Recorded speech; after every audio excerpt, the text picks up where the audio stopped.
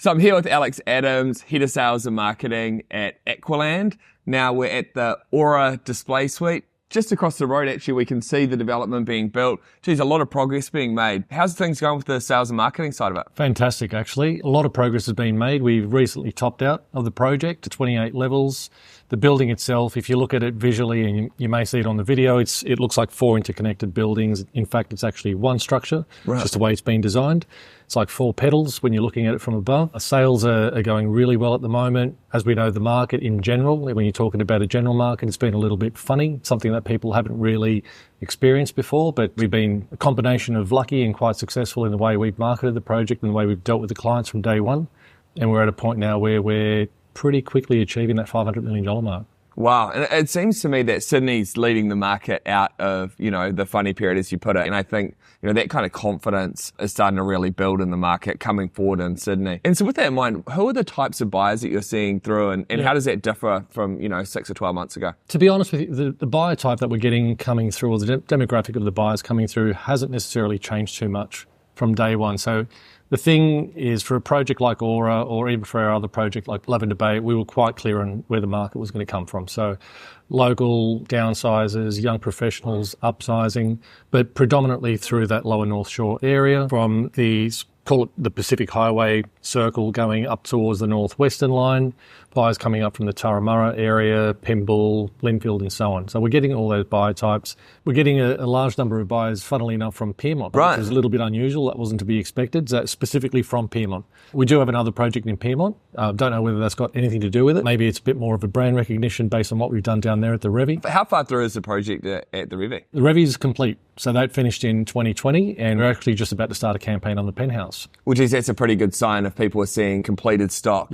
from Aqualand. I can't help but think that's not a coincidence. That's specifically from Pyrmont. And if people are seeing a completed project and that's kind of triggering them to know that Aqualand's going to deliver, that's a good sign. Yeah, definitely. And I think it's definitely played a part. I think the project that has helped us more than anything is Blue at Lavender Bay. Right. Again, being local to Aura, another complete project finished up in 2021. Our clients moved in around about June 2021. The big thing for us is the fact that we are, at the moment, we're a 9-year-old company. We're still quite young, but we're a very, very mature 9-year-old company. Blue at Lavender Bay for us was a project that kind of created our identity. So that was a project that was a real vision creator for Jin, who's our managing director. And Aura is a project that kind of takes it to that next level. So we were able to be a little bit more creative with Aura, add a little bit more to it and take our company to the next level. So clients inquiring on Aura had the ability, even before we had display apartments, and we're almost at the point we've got display apartments in there. We've actually got clients that are being taken to Blue to showcase the product. This is what we build, this is how we build, this is what we do, and the type of product you can actually expect over at Aura. So that's helped big time. I think one of the things with Off the Plan is that it kind of freaks people out sometimes when, some of the things they read in the headlines. But from our perspective, there's such a big contrast between developers who maybe are doing their first project, or there's kind of just a bit more ambiguity where they did a huge amount of pre-sales to get started. But, I can imagine something that would give buyers confidence when they come into the display and it looks awesome down here. And actually be able to look out on the balcony and see the construction progress. Yeah. From my perspective, if I was a buyer for this product, being able to see the fact that not only is construction started, but the development's actually moving forward, and having the opportunity to see other stock, whether it's in Pyrmont or Blue Lavender kind of project, I think those things all kind of really inspire confidence, and it's certainly one of the things that we're excited about from an urban perspective to be able to partner with you guys on. Yeah, no, it's great. And definitely it's something that we were very conscious of at the beginning. We had the ability and the opportunity to launch the product, to launch Aura well before the time that we did. The launch was technically, the grand launch was on the 4th of December 2021. Shortly after that, we closed up for a month and then reopened up in February 2022. We could have launched this project in 2020. I thought it was quite a bit smarter considering the appetite for off-the-plan product at the time. The general market or clients have every reason to be nervous about the off-the-plan product based on what's happened with other developers and the history of certain things that have happened in the general market. But we thought it would have been a much better idea to first demolish the existing commercial building. Second, start excavating 6 levels of basement, which we did. Our display, as you mentioned, is right across the road from the actual project itself. So clients have the ability, and they did on the day of launch, coming through, inspecting our display, the product, but also looking across the road and seeing how far advanced we were. So it wasn't just an idea. that they were buying into, and then hoping that the developer gets the pre-sales required to get the funding to actually start construction. Yeah, that's where the risk is, right? Yeah. I think Aqualand's hit the nail on the head in terms of having an awesome display that kind of really reflects what the project's going to be like, and then actually just be able to walk over there and look at the thing. Yeah. And again, a lot of the buyers are locals. Again, whether it be North Sydney or the surrounding North Shore area, they just jump in the car, drive around. At the moment, they can actually see it probably from wherever they live. But to see how attractive the project is now, and the fact that it's from the outside, it pretty much looks 99% complete. We're finishing off the internals now, but I mean, it's a huge confidence boost. And I think for the buyers that we've been dealing with for quite some time now that haven't committed to purchasing yet, once they've got the ability to go through, have a walk through and see the display apartments that we've got there, and knowing that we're about 6 months away from completion, I expect quite a number of transactions to occur from that point. And so what are the kind of top 3 things that you're finding that buyers, when you talk to them and they come in, what are those top 3 things that people are most interested in? At the moment, look, quality, number one, I'd say. And again, I think that's got a lot to do with a lot of the negative talk that's been in the media, and again, with good reason. So quality is number one. So you mean finishings and the quality of the approach, like what do you mean by that specifically? The finishings, basically how it's all put together. So it's not only what's on the surface, it's what's under the surface as well. So being able to explain to clients about, I mean, I'll give you one example. Our waterproofing is way above and beyond what anybody else in the general market would do. We've done that, A, just to make sure and to safeguard the building for the future. B, we can actually showcase to clients how far above and beyond we've actually gone with certain things like that. And if you've had the opportunity to have a look at some of our visual construction updates that we do on a quarterly basis, we go into detail. We don't hide anything from our buyers or the general market that are actually looking to inquire. So they can look at the videos, they can actually go and see exactly what's going on internally before the tiles go down, before the marble goes down, before the timber goes down. You actually see in detail what we're doing. This is exactly what we need more in the market, because I think transparency. So much of the market, unfortunately, for developers is the people think of these people like they're hiding in the shadows. And I think the problem is some of the market is doing that.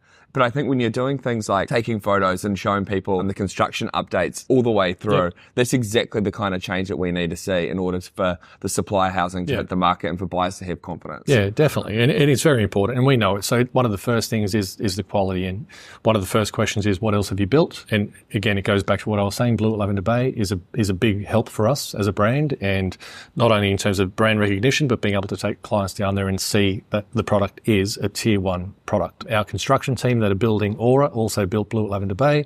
That construction team was put together for the sole reason that it wasn't a money maker for us. We're not looking to try and make additional profits out of an in-house construction team, but it's the full control over how we build. It's full control over the actual quality of the end product.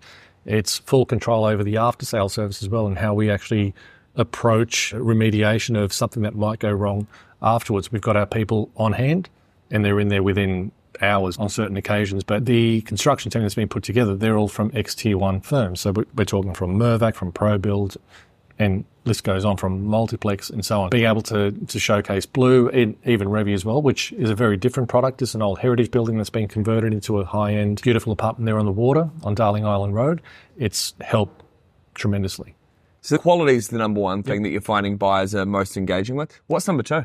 Number 2, I'd say size. And one thing we have done here is make sure, and actually one of the reasons we delayed the launch as well, is to rejig the unit mix and the apartment sizes. So at one point we had a DA for 441 apartments in here. Again, COVID does magical things in terms of adjusting people's decisions in life. And I think people had more of appreciation of space within a home. The investor market kind of shifted sideways. The owner occupiers were the main focus. So size for us was probably one of our number 1 priority points, where we wanted to make a dramatic change and say, you know what, let's make the apartments the largest apartment that you'd actually buy in the market. Well, and how many square meters are we kind of talking for the different config? In terms of internal square meterage, without including the winter gardens, that I'll touch on that in a second, our 3 bedrooms are up to around about 150. I'd say the average would be around about 135, 140. Wow. For those of you that don't work in the property market, that's a big apartment. Yeah. No, they're big apartments. The 2 bedrooms, I'd say, would average around about the 90 mark, which again is substantially larger than the average. 1 bedrooms are probably a little bit larger than average. I think would be at about the 55 to 60 mark for the 1 bedrooms. And then you've got the 4 bedrooms, and it's hard to pick an average. There's 14 of them, but they go all the way up to about 268 square meters for a 4 bedroom. So size for us was a real point that we wanted to make sure that we did the right thing. So we reduced the number of apartments to 386, maintaining the internal space that we had in the original DA. We increased the number of 3 bedrooms, we introduced 4 bedrooms, reduced the 1 bedrooms, and increased the sizes of the overall 2 bedrooms that we had. So yeah, I think we made the right decision, and the buyers that have come through, I'd say the second most important thing that they'd asked for was the actual size of the apartments. No one wanted to be stuck within a nook and cranny type apartment. Yeah, I think that's one of the key changes that we've observed, even over the last 10 years, where previously apartment developments were really designed to focus on the location and then the price point. They were the two things that people really cared about, particularly with overseas buyers. Yeah. When they don't know the area as well, perhaps they're not going to live there themselves. A lot of the stock was very small, but had great location and a relatively low price. And those prices have since obviously appreciated. But as the market's evolved and understood that the local owner-occupier market is a very big sector of the buying audience, that's really evolved, and good to see that the style of apartments has really evolved to match that need from the market. Yeah. It's been very welcome from the market. It's been welcome from people that haven't actually purchased yet, but are considering to purchase later on down the track. So let's see what happens. And so they're the first two. So the first one was quality. The second one was the size of the apartments. Yep. What's the third thing that people are kind of most interested in when they come by? Location and amenity. I'll put them both side by side. A little third equal situation. I'll say third equal situation. I think we've got a benefit of being right next door to the entry point to Victoria Cross Metro Station, which will be open very shortly, actually. And for those who don't know, the metro line itself, once you get on the metro, it'll take 3 minutes to get to Barangaroo. It takes 6 minutes to get to Chatswood. It takes 4 minutes to get to Martin Place. So extremely convenient, and it's right next door to us. And then in terms of amenity, what we've got in the building, there's a pool, underground level, and it's been designed and inspired by, I guess, if you have a look at some of the Turkish baths that you might see online. Yeah. So that's a bit of the inspiration behind it. What I like about that is you can kind of use it in winter as well as in summer, right? Correct. That's right. And there was the ability, and we could have put an outdoor pool and stuff like that, but what happens with an outdoor pool once winter hits, no one really uses it. So there's the ability there for the all year round. We've got a wellness centre and a gym. We have a collaboration with Techno Gym, which may not be too well known in Australia at the moment, but internationally they are regarded as I'd say the number one gym brand in the world and the equipment brand in the world. So we've got a partnership with Techno Gym. We've got the facilities on level 9, which is basically a function room, dining room, lounge room, and it's common facilities for residents. The other thing is the 5-star concierge service that we offer. We've started that over in Blue at Lavender Bay with great success. Right. And again, as a concierge service, it's like living in a 5-star hotel, but then we've also got that next step up, which is called the Black Key. So Black Key's a subscription service. So you could equate it to the Amex Black Card in terms of the service offering. Yeah, as well. So that's actually gone down really well over at Blue. Residents love it. Our concierge down there is actually fantastic. So they're doing a great job. So what kind of things would I get as a Black Key member? As a Black Key member, you could ask for someone to help coordinate your child's birthday party. Wow, that's pretty sweet. A last-minute dinner for guests. In addition, we've also got a sky deck on level 26, which faces direct out north, and it's got visuals out to the east as well. It's got a barbecue area, just a lounge area. It's got an elevated, call it like a sunbathing deck area right in the middle with the most amazing views out to the north and the east as well. So it's phenomenal. So I'm actually looking forward to clients actually going up there for the very first time. Well, Alex, I think you guys are doing what the market needs right now, which is getting construction started early, having evidence of projects that have been delivered successfully to the standard which has been sold to the customer, and an awesome display suite to give people a real feel for the finishes. So, as I said before, we're proud to be partnered with Aqualand. We think you guys are doing an awesome job, and we wish you more developers like Aqualand in Sydney delivering this sort of product. So thanks for bringing it to market, and we're stoked to be a partner. Thank you very much.